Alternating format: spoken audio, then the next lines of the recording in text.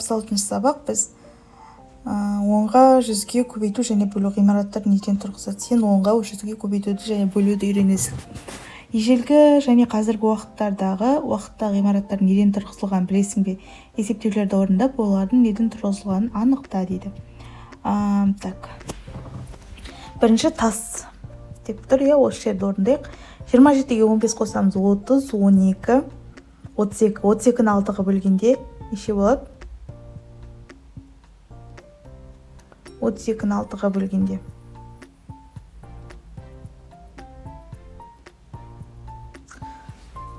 Ой, 42. 42-ні 6-ға бөлгенде 7 болады. 7 қосу 8-ді 5-ке көбейткенде 40, 47,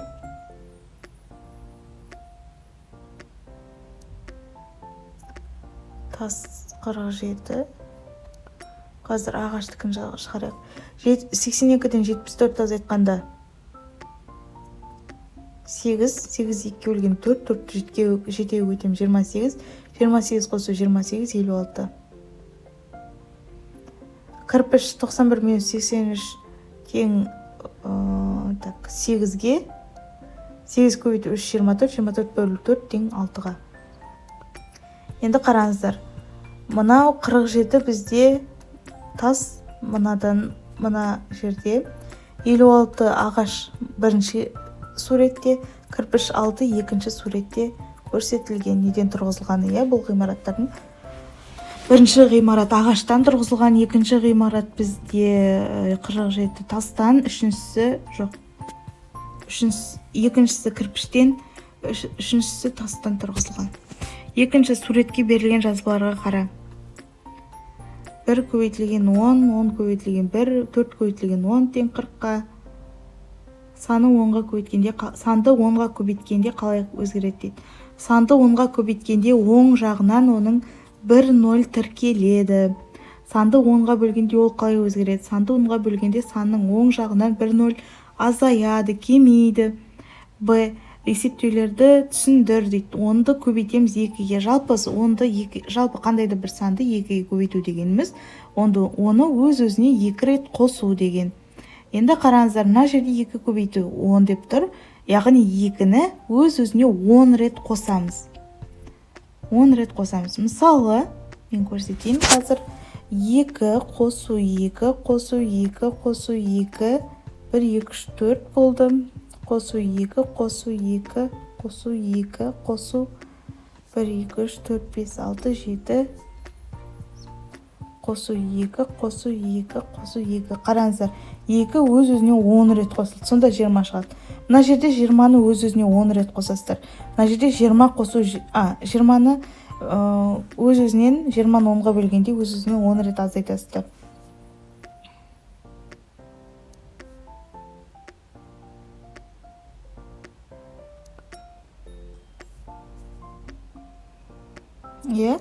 Дұрыс. Мына жерде қараңыздар, 15 көбейтілген 10 тең болады 150. Жаңа айттық, санды 10-ға көбейткенде мына санның артына 1 0 тіркеледі. 10-ды 15-ге көбейтеміз неше? 150.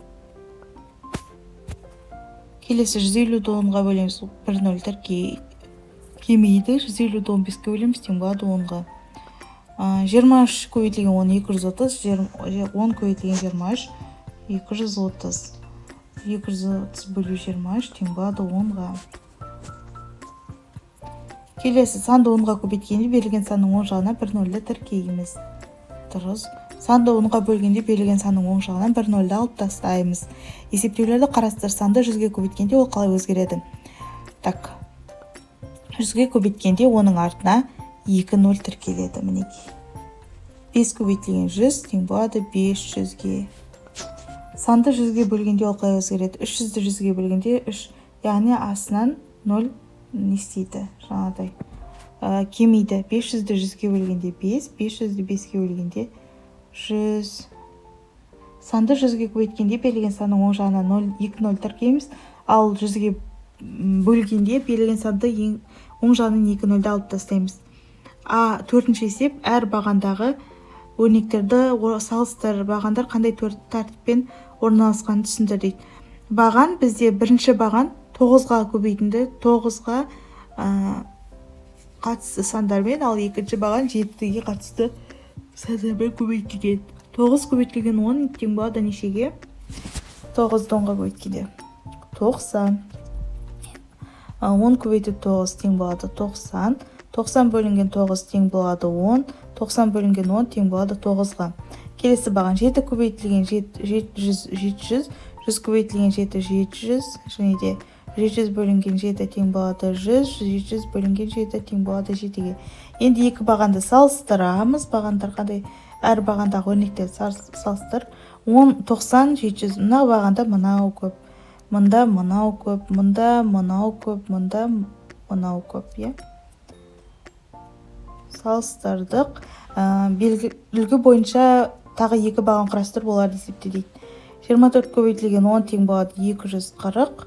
6 көбейтілген 100 тең болады 600. Так, қазір. Ең бірінші 10 көбейтілген 24 тең болатысын шығарасыздар. Так, 240 жазайын. 240 бөлінген 24, 240 бөлінген 10. Тең 10. 240 бөлінген 10 тең болады 24-ке.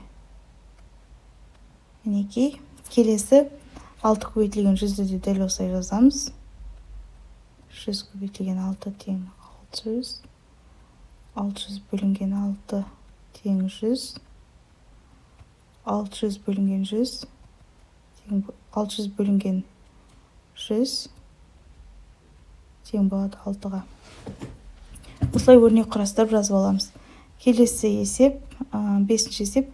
Есепте 3 көбейтілген 10 30-ға тең, 30 бөлінген 10 3-ке тең, 7 көбейтілген 10 70, 70 бөлінген 10 7, 2 көбейтілген 100 тең 200, 200 бөлінген 100 тең болады 2-ге. 800 көбейтілген 100 тең 800-ге, 800 бөлінген 100 тең болады 8-ге. 34 көбейтілген 10 тең болады 340-қа, 340 бөлінген 10 тең болады 34-ке, 46 көбейтілген 10 тең болады 460-қа, 460 бөлінген 10 тең болады 46-ға, 83 көбейтілген 10 тең 830-ға, 830 бөлінген 10 тең болады 83-ке, 54 көбейтілген 10 тең болады 540-қа, 540 бөлінген 10 тең болады 54-ке. 6-шы есеп есептерді шығар. Келтек ағаштың ұзындығы 10 см, ал тақтайдың ұзындығы 400 см. Тақтай келтек ағаштан қанша есе ұзын? 400-ден 10-ды азайтамыз, 390 есе ұзын. Ой, жоқ, 400-ді 100-ге бөлеміз, 4 есе ұзын. Келтек ағаштың ұзындығы 10 см, ал тақтайдың ұзындығы 400 см. Тақтайдың ұзындығы келтек ағаштың ұзындығынан қанша сантиметрге артық болса, азайтамыз, 400 минус 10 тең болады 390 артық.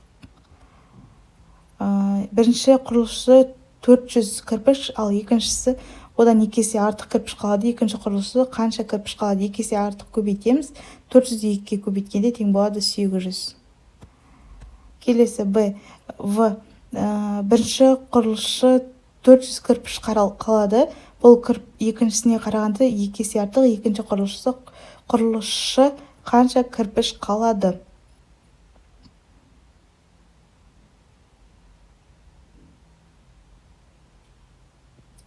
Екі есе артық, бірақ қараңыздар, екіншісіне қарағанда 2 есе артық деп тұр. Сонда 400-ді 2-ге бөлеміз. 400-ді 2-ге бөлген кезде тең болады 200-ге. Сонда екінші құрылысшы 200 кірпіш қалады. 7-ші есеп, балалар демалыс орнынан 10 автобуспен қайтты. Әр автобуста 15 қыз және 23 ұл бар. Демалыс орнынан барлығы неше бала үйлеріне оралды? Так, 15 қосу 23 көбейтілген 10. 15-ті 23-ке қосқанда 38, 38-ді 10-ға көбейткенде 380 болады. 8-ші есеп, амалдардың орындалу ретін анықтап, оларды есептем. Ең бірінші амал, мынау минус орындалады, бөлу орындалады және плюс орындалады. 45-тен 25-ті азайтамыз, 20, 20-ні 2-ге бөлеміз, 10, 10-ға 4 қосамыз, 14. 84 минус 82, 84-тен 82 азайтқанда бірінші мына амал, сосын көбейту, содан кейін бөлу орындалады. 2, 84-тен 80-ді азайтқан кезде оны 6-ға көбейтеміз, 12, 12-ні 4-ке бөлеміз, 3. Келесі, мына жерде бірінші мына амал орындалады, одан кейін көбейту, содан кейін азайту орындалады. 35 минус 26 неше болады? 9. 9 2-ке 18, 60-тан 18 азайтқанда қанша? 42. 80, мына жерде бірінші плюс, одан кейін көбейту, одан кейін плюс орындалады. 3-ке 6-ны қосамыз, 9. 9 2-ке 18, 80-ге 18 қосқанда 98. Келесі. 2-ні 5-ке бірінші мына амал, екінші мына амал, үшінші мына ортасындағы плюс орындалады. 2-ні 5-ке көбейтеміз 10, 6-ны 2-ке көбейтеміз 12, 10-ға 12 қосқанда 22. 6-ны 8-ге бірінші мына амал, екінші мынау, үшінші мынау. 6-ға 8-ді қосқанда 14, 14 2-ке бөлеміз 7, 7-ге 6, 13.